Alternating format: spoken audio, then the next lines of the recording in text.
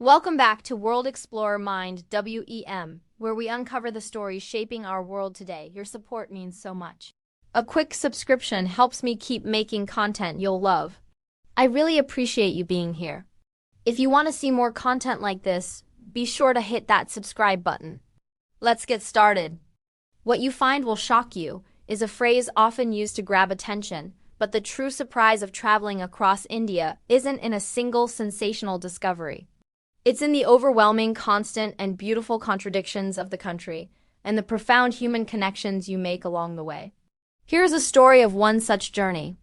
My journey began in the chaos of Delhi. The city is a sensory overload, the incessant honking of auto rickshaws, the vibrant colors of saris and market stalls, the aroma of spices and street food mingling in the humid air.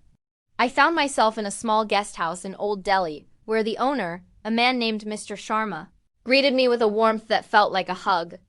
He insisted on sharing his morning chai with me, a simple cup of spiced milk tea, and in those quiet moments before the day's full rush, he told me stories of his family and the history of his city. He taught me that the true rhythm of India isn't in its big landmarks, but in the small, daily rituals of its people. From Delhi, I took the train south.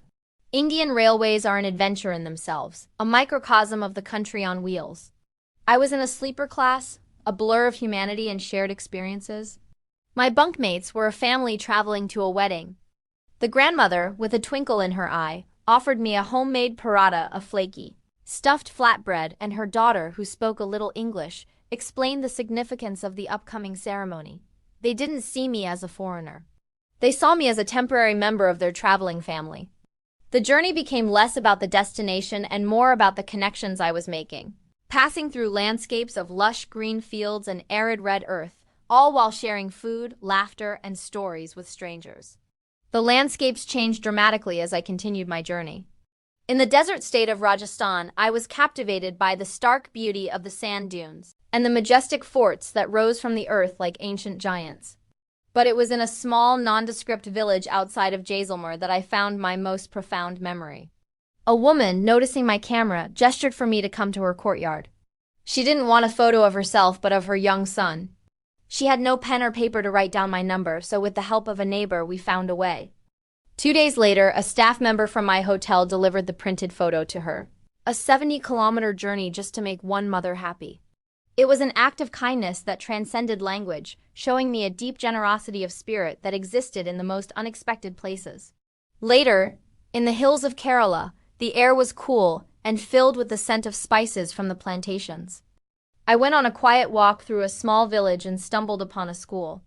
The children, spotting me, ran out to greet me with shy smiles and a few giggled words of English. They asked me where I was from, and when I told them, their eyes widened with a mix of curiosity and wonder. We sat and drew together on a small slate board, their drawings of mango trees and elephants next to my clumsy attempts at sketching the lush scenery. It was a simple exchange, but it reminded me that for all the complexities of the adult world, the joy of connection is universal. In the end, what truly shocked me about traveling through India wasn't the famous monuments or the bustling cities. It was the humanity. The way people, with so little, were so willing to give. The way a shared smile or a cup of tea could bridge the biggest cultural gaps. The way the country, in all its chaotic and beautiful glory, seemed to constantly teach me that the world is a much smaller and more welcoming place than we often believe.